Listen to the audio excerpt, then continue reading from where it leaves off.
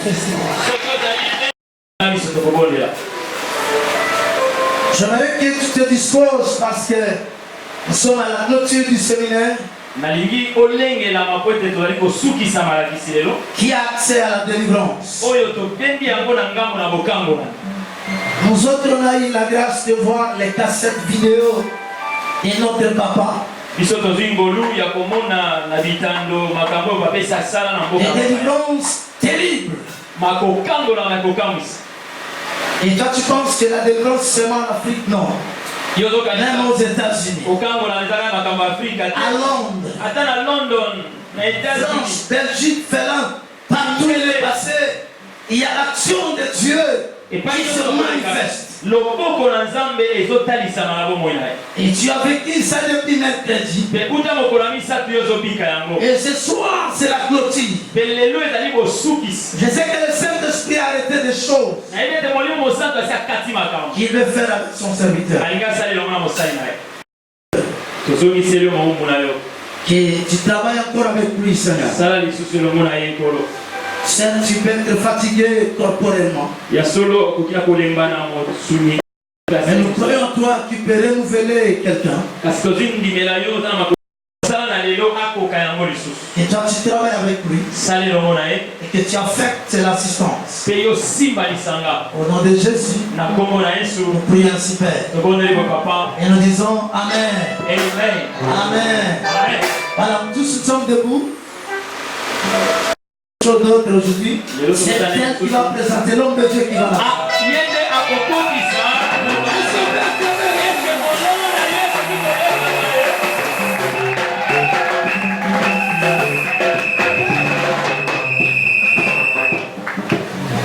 Bonsoir, peuple de Dieu. Bonsoir. Nous sommes bénis ce soir, n'est-ce pas? Oui. La présence de Dieu est bien là ce soir. Amen. Amen. La présence du Saint-Esprit est là ce soir. Et sans plus tarder, nous allons recevoir l'homme de Dieu. Le révérend Pyrénées Ikotan Jolie.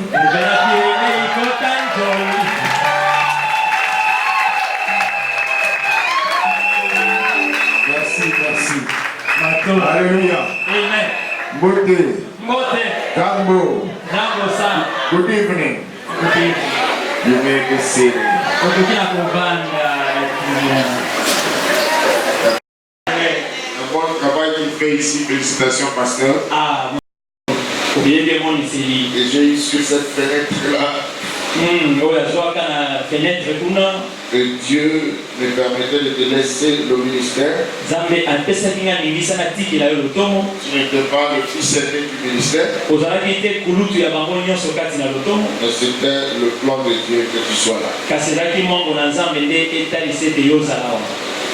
n'était pas le tribalisme, tu es mon moi je suis membre. Et je veux parler parce que les gens sont membre. J'étais en train de prêcher à Paris. On m'a présenté Pyrénées Jolie. Alors une maman disait, une maman congolaise. Papa, il y a mango. Elle dit, maman, alors qu'elle a dit, mon balali, vous êtes mon pasteur à mon.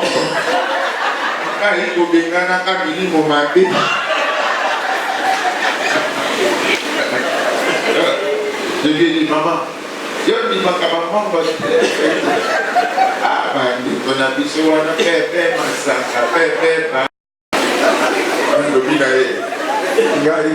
donc, nous avons premier membre bien converti. Pour libérer toutes les tribus sauf les pauvres.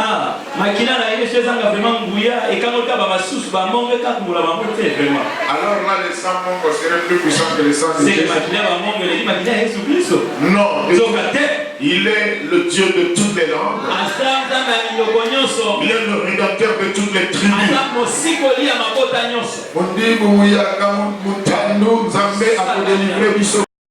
Amen. Ce soir, Entrons dans la parole de Dieu. Nous voulons parler de la délivrance. La délivrance de Jéricho. Et nous ne parlons pas ici des murailles qui s'écroulaient à Jéricho. Nous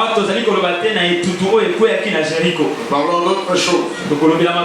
Josué 6, 26 à 27.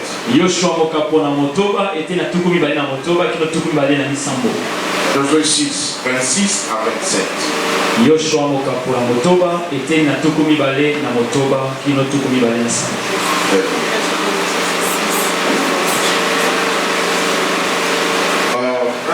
Nous lisons, vous n'en avez pas une, regardez chez le voisin, avec permission bien sûr.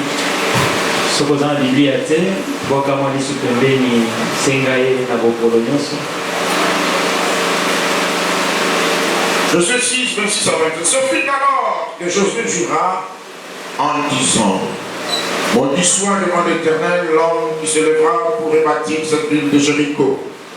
Il en jettera le fondement au prix de son premier-né et il en posera les portes au prix de son plus jeune fils. L'Éternel fut avec Josué, dont la renommée se répandit dans tout le pays. Amen. Amen.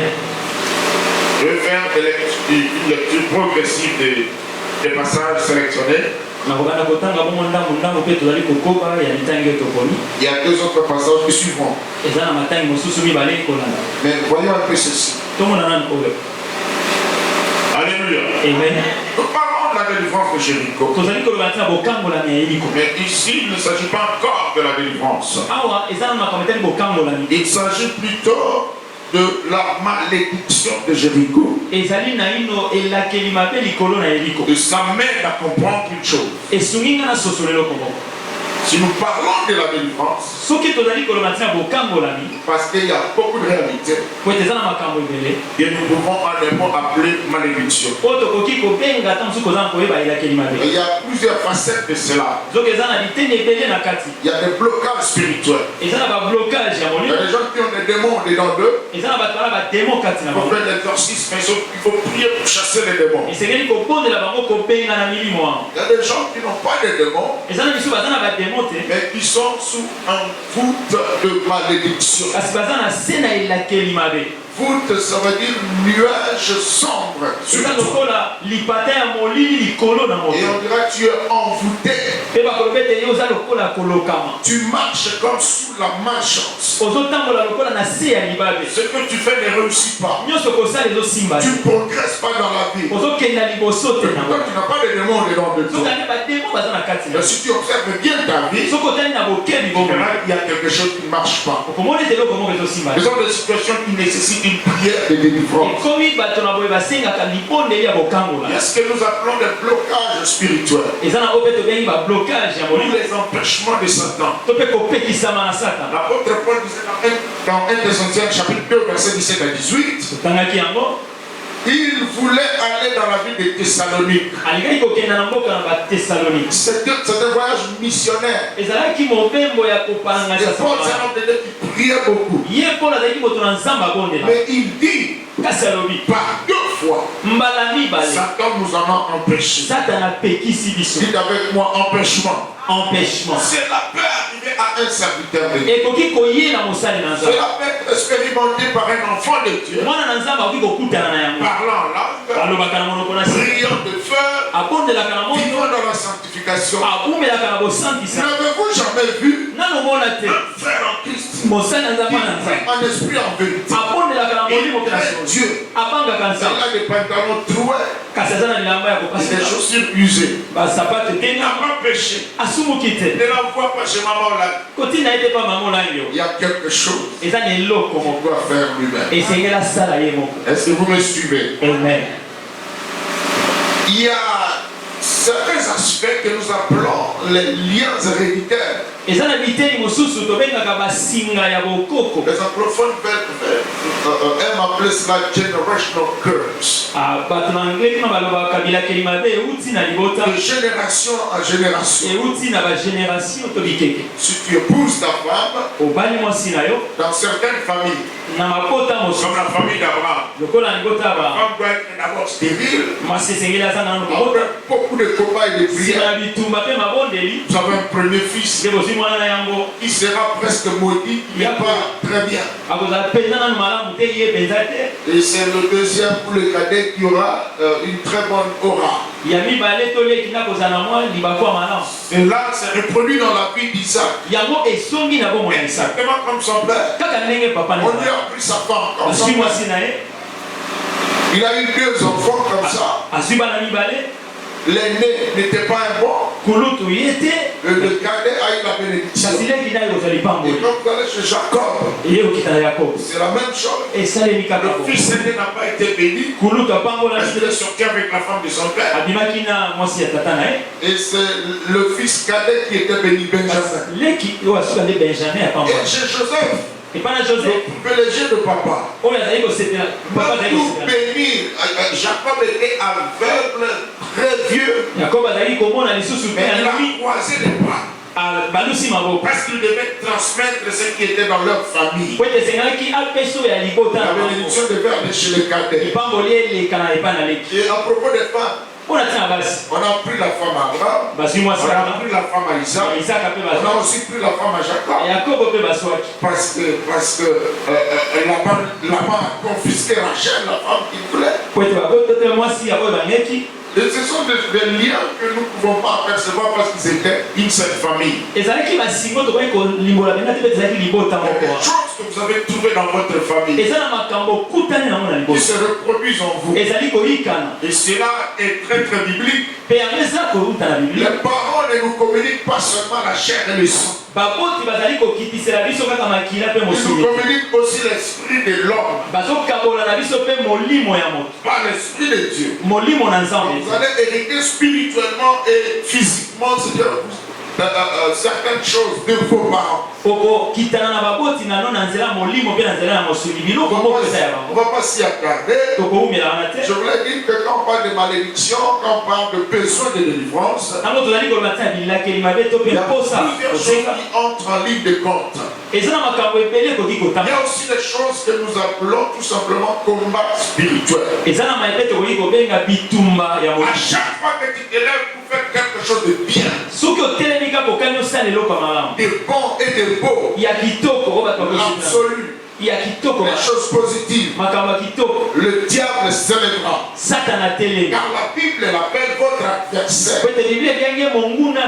Tandis que le diable ne vient pas avec des griffes fourchues et des longues queues devant toi pour te frayer. Il va utiliser les démons. Il va utiliser les agents humains. Il y a des gens qui vont te combattre. Ils vont te haïr. Sans même le savoir. Parce qu'ils sont poussés par le diable. De faire du mal.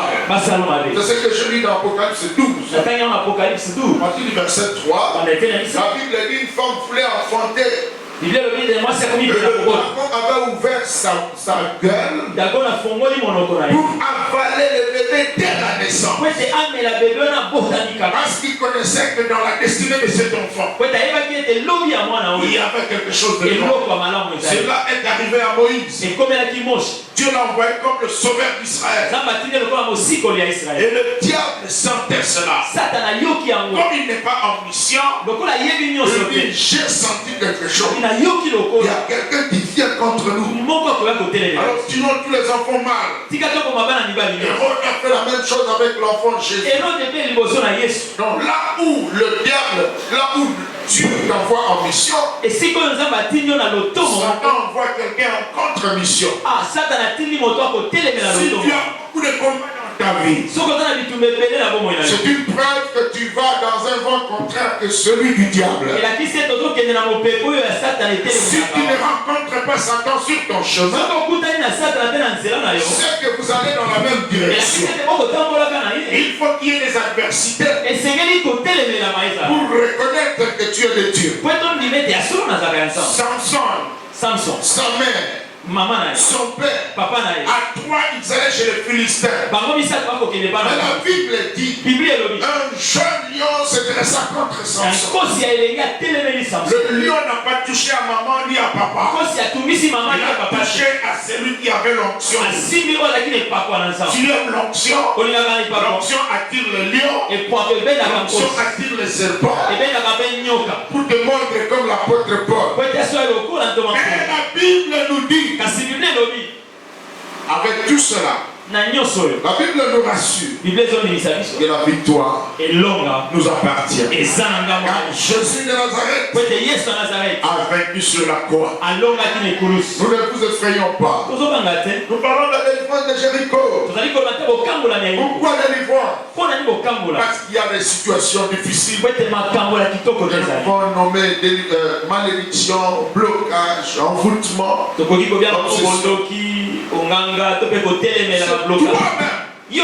Qui va discerner dans ta vie s'il y a des problèmes, il nécessite la délivrance. Voilà Jéricho, quelque chose s'est passé. Le prophète Josué,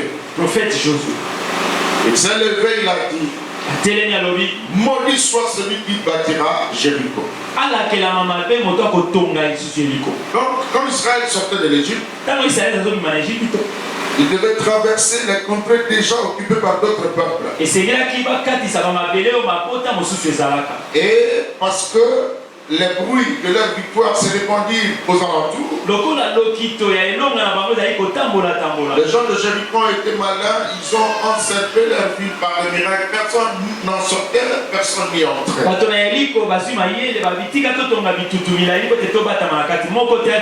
savez comment ils ont fait des louanges et Dieu a fait s'écrouler les grandes murailles. Et après cela, le prophète a dit, plus personne ne bâtit cette ville. Amen. Si quelqu'un ose bâtir, quand il commence la fondation, le fils aîné meurt. Si il s'entête, il va jusqu'au bout. Au point de mettre les portes, son fils cadet va mourir. Ça, c'est l'homme de Dieu, Josué, qui a dit ça. Et quand Josué dit cela, la Bible dit, l'Éternel était avec lui. Sa renommée était répandue partout. Voilà qui m'intéresse. Homme de Dieu, Josué, prononce des paroles. Un simple homme. Il n'est pas maître, il ne va pas tuer ton fils, lui. Il a prononcé des paroles. Quelque chose va arriver. Parce que cet homme-là qui osera rebâtir Jéricho. Pourquoi? Parce que l'Éternel était avec lui. Ce que lui a fait là, ça s'appelle exercice d'autorité. Une autorité, c'est un personnage qui représente un pouvoir. Un directeur de compagnie, c'est une autorité. Autorité administrative. Un président, c'est une autorité. Un premier ministre, c'est une autorité gouvernementale. Par exemple, tous les jours, un policier de la police de roulage, s'il lève sa main, il le fait avec conviction. Il n'a jamais fait le caractère. Il n'a pas beaucoup de poids, plus que un caterpillar. Mais s'il lève sa main, il sait, il croit que tout le monde va respecter. Parce que derrière lui, il y a la police. Il y a le gouvernement, il y a toute la République démocratique. Président de la République, mon ami. Désobéir à ses ordres. Vous êtes en trouble parce que vous avez désobéi non seulement à lui, mais à l'autorité de l'État. Le pouvoir est plus grand que l'autorité. Voilà. Alors, la Bible, disons, je prends le terme de policier pour dire, même s'il n'est pas fort, il lève la main, il sait qu'il est investi d'autorité. Tout le monde va lui obéir. Vous pouvez être plus fort fort que lui. Karatéka, c'est une deuxième dame. Si toi tu viens dans la même route, tu lèves ta main, c'est à tes risques et périls. D'abord, quand tu n'as pas d'uniforme, tu n'as pas de casquette, on ne te connaît pas, on pense que tu es fou, on pense qu'elle est arrêtée, mais l'autorité est reconnue, même à l'extérieur. Il lève sa main, tout le monde obéit. Pourquoi?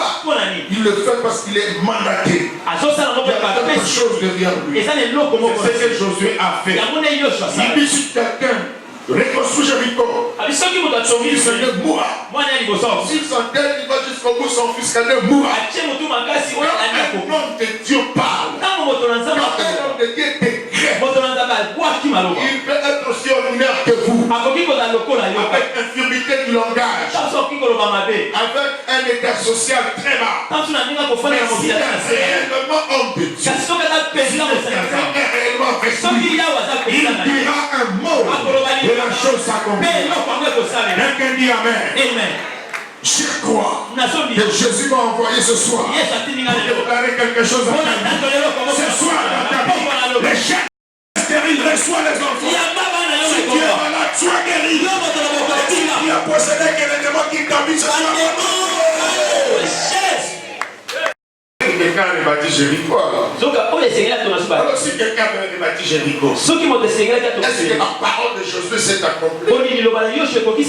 Voyons dans la Bible. 1 Roi 16, verset 34. 1 Roi 16, 34. Le Bethel bâtit Jéricho. Il en jeta le fondement au prix d'Abiram, son premier-né. Il en posa les portes au prix de Sédouk, son plus jeune fils, selon la parole que l'Éternel avait dite par Josué, fils de Nun. Amen. Amen. Il y a un certain Hiel dans la ville de Bethel. Son nom c'est Hiel. H-I-E-L. Alors cet homme, quand il a posé les fondements, son fils aîné est mort. Et puis il a persévéré dans la construction au point de poser les portes, son fils cadet est mort. Donc si je comprends bien, la ville est construite dans la malédiction. La mort de ces deux enfants, ce sont des signes que la ville est maudite. Alors quelles sont les conséquences qui encourent? Un homme de Dieu prononce la malédiction dans la ville. Venez de bâtir la ville. Les gens viennent y habiter. Innocents, ils ne savent rien. Il y a des choses qui se sont passées là. Vous êtes sur une terre maudite. Et vous en vivez les conséquences. Certaines situations que nous vivons, on ne sait pas les expliquer. Peut-être ton arrière-grand-père avait fait des pactes avec certaines tribus.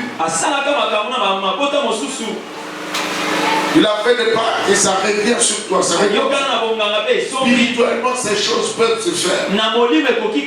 Ok, allons-y dans 2 Rois, chapitre 2, verset 19 à 22. Ça, c'est notre dernière écriture à lire ce soir. 2 Rois, chapitre 2, verset 19 à 22.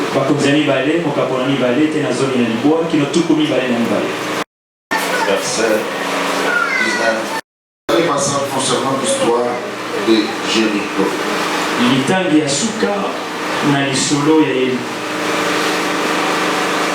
Les gens de la ville dirent à Élisée, voici le séjour de la ville est bon, comme le voit mon Seigneur, mais les eaux sont mauvaises, le pays est stérile. Il dit, apportez-moi un plat d'œuf et mettez-y du sel. Il les lui apportèrent. Dans la mer, la source des eaux, il jeta du sel et dit, n'est-ce pas l'Éternel, j'assainis ces eaux. Il n'en proviendra plus du mort, ni stérilité. Et les eaux furent assainies jusqu'à ce jour selon la parole qu'Élisée avait prononcée. Amen. Amen. Il y a un scénario que nous voulons décrire ici. Et c'est de ce passage que nous Nous avons tiré notre leçon de ce soir. Élisée était un prophète. Avant de devenir prophète, il était serviteur du prophète. Son père spirituel, Élie, était un homme point. Il pouvait prendre le fleuve en deux et traverser. Un homme de Dieu qui a ressuscité des morts. Il est même monté au ciel sans mourir. Et il y a une très forte onction. Dans la ville de Jéricho, il y avait une école de prophètes. J'aime bien ça. Ils avaient un don. Ils sont allés à l'école pour être encadrés. Donc pour toute chose, si tu veux bien faire, va chez l'autre. La sagesse se trouve chez l'autre.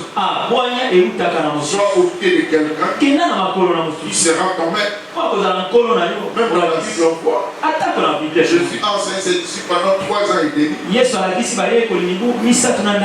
3 ans et demi, c'est un cycle de graduat ou même de licence. Donc ils étaient très bien formés.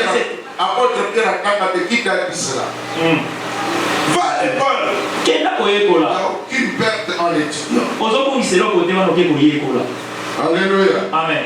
Ils étaient formés. Mais ils avaient le don de prophète. Ce n'était pas le fils biologique de prophète. Mais c'était des prophètes en encadrement. Mais c'est le vrai et grand serviteur de Dieu. Imaginez-vous, Dieu a planifié d'enlever Élisée pour qu'il monte au ciel. Mais eux, ils étaient informés par le Saint-Esprit.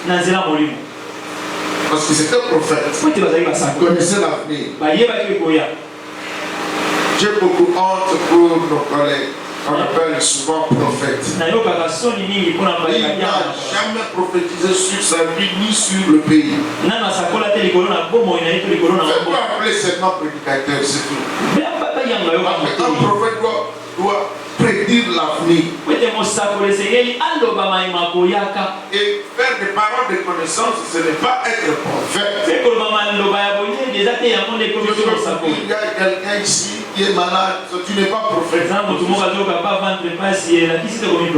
Depuis, ce sont les paroles de connaissance ici, c'est les mêmes. Les mêmes.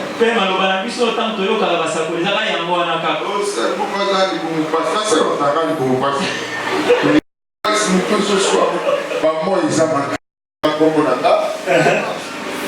date de naissance pour tout pour mon anniversaire dans la Facebook.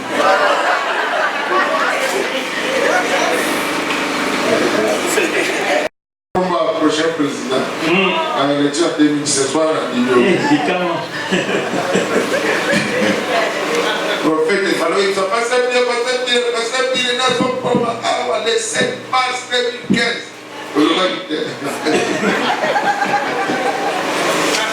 Alors cette école de prophètes était informée. L'école entière était informée par le ciel. Élie sera enlevé. Alors ils vont dire à Élisée, est-ce que tu sais que ton maître va monter? Lui aussi était comme fils de prophète. Taisez-vous, je sais. Voyez les prophètes. Alors ils ont vu Élie monter. Élisée reçoit le manteau. Et puis il frappe sur le fleuve. Où est le Dieu d'Élie? Le fleuve s'est coupé en deux. Il a traversé. Les fils de prophète regardaient. Voilà la clé de mon message. Tu peux être prophète ou fils de prophète. Si tu vois Dieu en train d'utiliser ton colère dans une dimension supérieure, incline-toi, demande qu'il prie pour toi. Amen. Ils n'ont pas eu honte. Ils sont prophètes.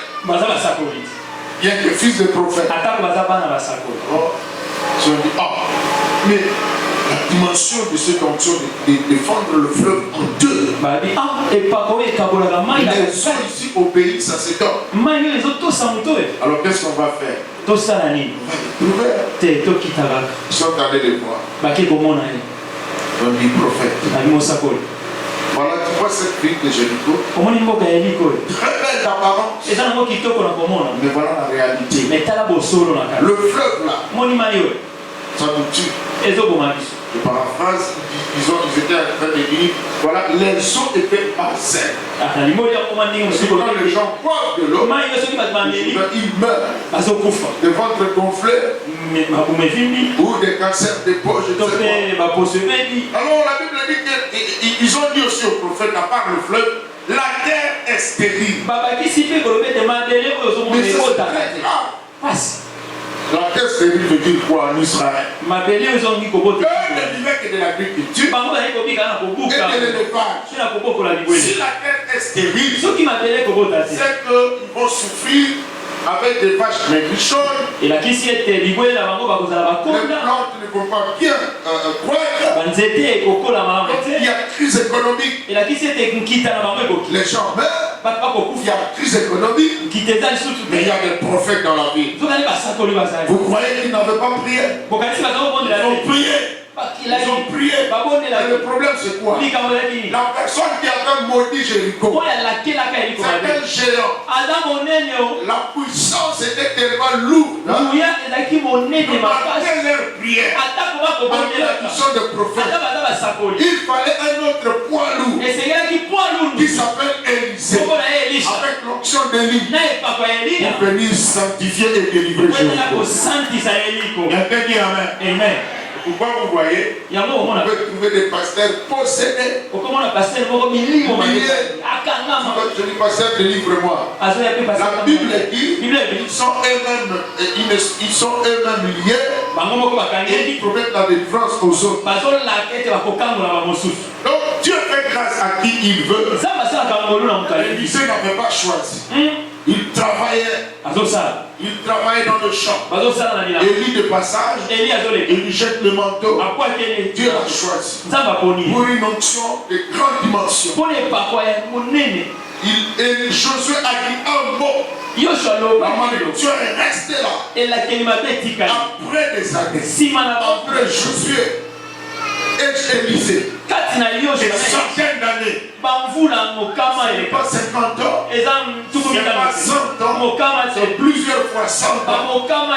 Depuis qu'il avait prononcé la chose, il était déjà mort. La chose fonctionne. Et dans le monde des ténèbres, ça se passe de la même manière. Il y a un sorcier, très géant, qui avait maudit votre tribu ou votre village. La chose continue dans votre famille. Les enfants naissent comme à Jéricho, ils héritent de malédiction, ils héritent la stérilité. Ils ne savent pas d'où ça vient. Il y a certains Josué qui avaient maudit. Il y a certains Yel qui avaient activé la malédiction. Alors Dieu choisit des hommes. La méthode de Dieu, c'est l'homme de Dieu. Ils vont prendre quelqu'un au nom d'Élisée. De pose l'onction sur lui. Avec cette onction, il est en mesure de délivrer la vie de Jéricho. Et il y avait des fils de prophètes. Qu'est-ce qu'ils ont fait? Ils connaissaient la situation. Ils avaient même des révélations. Et Élie va monter. Mais ils n'avaient pas la puissance de délivrer leur propre vie. C'était honnête et sincère. Et ils ont observé leur ville. Ils ont trouvé que nous avons besoin de la vie. C'est là que le miracle de la défense commence. Si Dieu est sincère, il t'observe toi-même. Et je ne suis pas ce que je devais être. Il y a une lacune entre ce que tu devais être et ce que tu es maintenant. Tu vas demander à Dieu de te délivrer. Si j'étais toi, j'allais faire comme le fils de prophète. Seigneur, je vis Élisée en train de fendre le fleuve. Par l'onction que tu lui as donné, je vais en profiter pour demander la délivrance de ma vie. Tu vas dire, Seigneur, on m'a dit J'ai entendu dire, ou j'ai vu que tu utilises M. Igota. Ce soir, moi je suis là. J'ai besoin d'aller là. Alors il y a des gens qui viennent en spectateur. Il l'utilise. On va voir. Prions. Je fais ça. Non, sois concentré. Dans la prière. Amen. Il y a des cas de délivrance qui demandent de la confession. Avant que tu sois totalement délivré. Pourquoi le démon se manifeste parce qu'il a senti la puissance de Dieu. Il ne partira pas si tu as besoin de lui.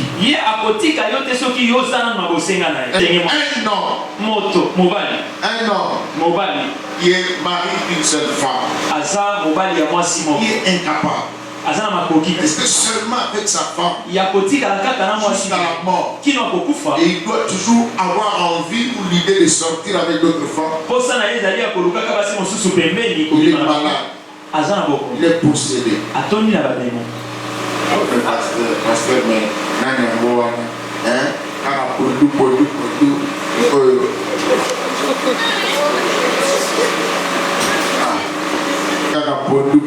moi c'est ça pour nous.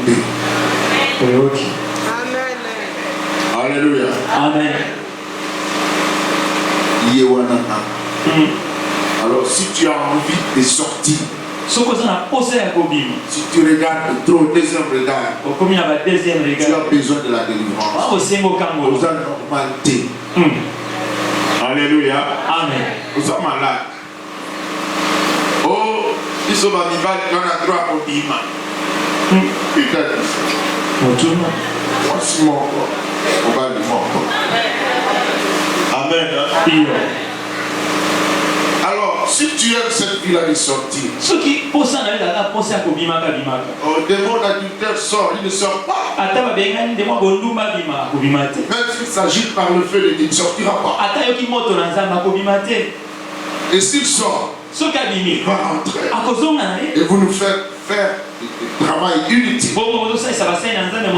La vraie délivrance, comme toi-même tu dis, je n'aime pas les eaux malsaines de Jéricho. Je refuse la stabilité de la terre de Jéricho. Homme de Dieu, aide-moi. Il faut aller à la source.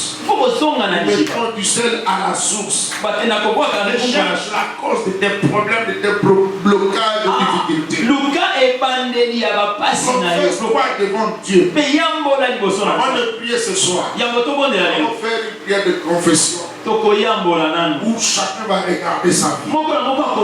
Quel est ton péché mignon qui attire les démons auxquels que tu ne veux pas renoncer?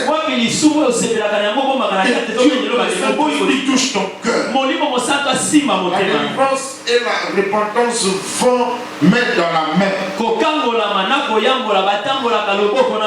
Il y a des choses comme l'homosexualité, le lesbianisme, l'addiction des drogues. Les gens n'aiment pas y renoncer facilement.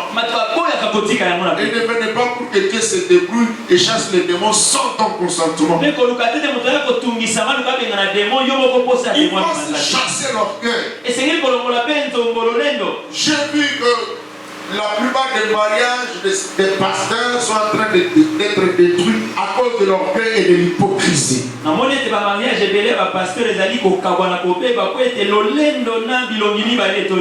je suis pasteur, je prêche les gens. Et si j'ai des difficultés, je dois aller parler aux gens, chercher des lettres. Le pasteur a divorcé. Argument à mon corps, cette femme était sortie. Le cas de délivrance. Alléluia. Amen. Je ne crois pas au divorce et remariage.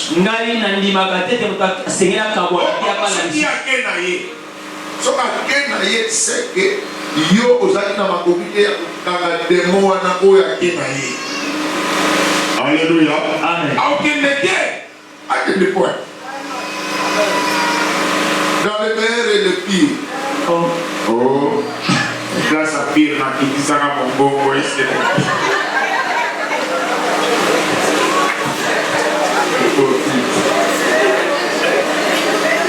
Et ce sont des choses sérieuses. Quelqu'un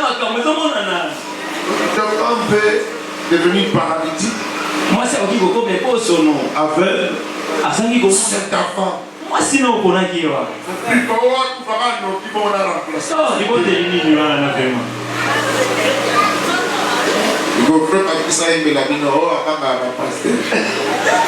Des choses que les gens n'aiment pas amener aux hommes de Dieu pour la délivrance à cause de la honte. Une parole peut sortir ici, je dis, si tu as besoin de la délivrance pour bedwetting, pour les gens qui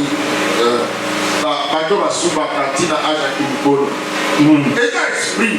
On a famille dans la bombe, ok? Ils ont un esprit familial. Tu as besoin de la délivrance pour ça. J'ai compris qu'il y a des choses pour lesquelles on devait passer par la délivrance et nous négligeons, nous en donnons des explications biologiques, sociales, économiques, etc.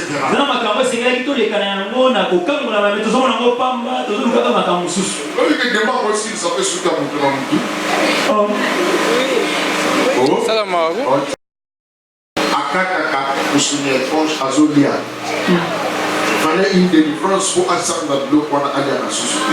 Il y a des situations dans la vie de beaucoup de personnes, il y a des choses cachées. Et ça n'a pas que Pélé n'a pas tama. J'étais quelque part, je priais, j'ai reçu une soeur. Une fille de 22 ans qui disait pasteur. Je ne sais pas ce que j'ai en moi.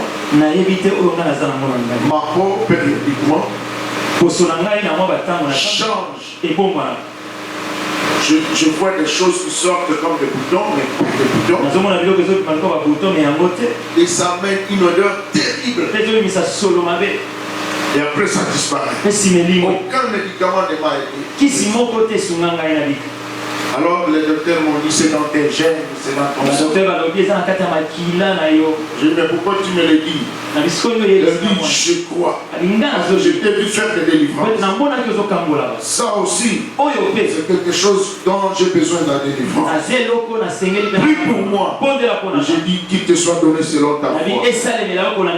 Amen. Amen. Il y a un aspect de notre vie. Il nous avertit que nous avons besoin de la délivrance. L'aspect des songes de visitation nocturne. Le démon n'a pas de corps.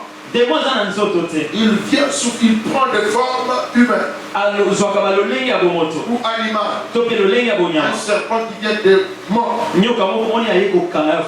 C'est un démon qui t'a attrapé. Tu luttes avec les lions. Tu manges pendant la nuit. Dans les vidéos que j'avais montrées au pasteur, papa dit les autres.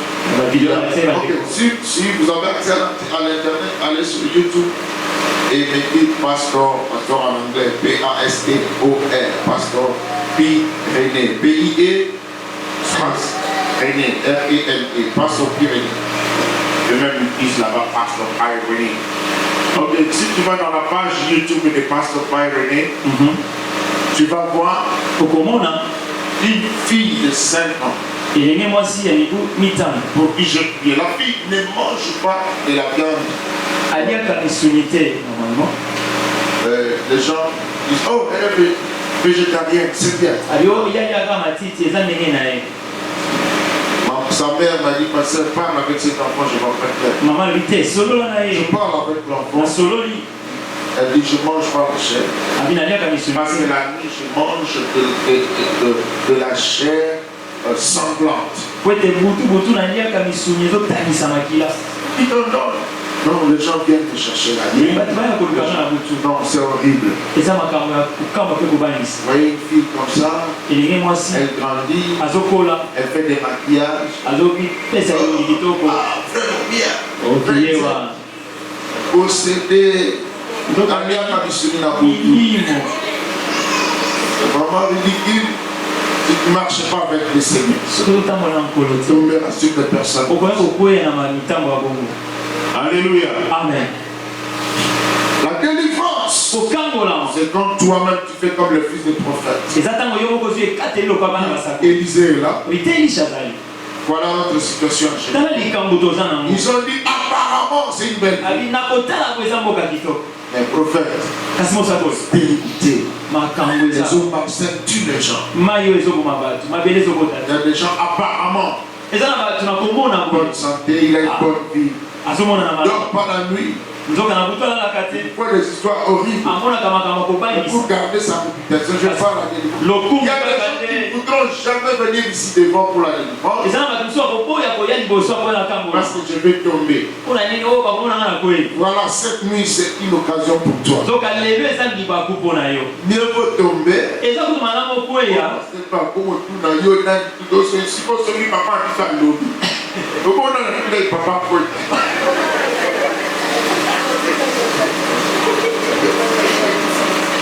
Alléluia. Ok, nous allons prier.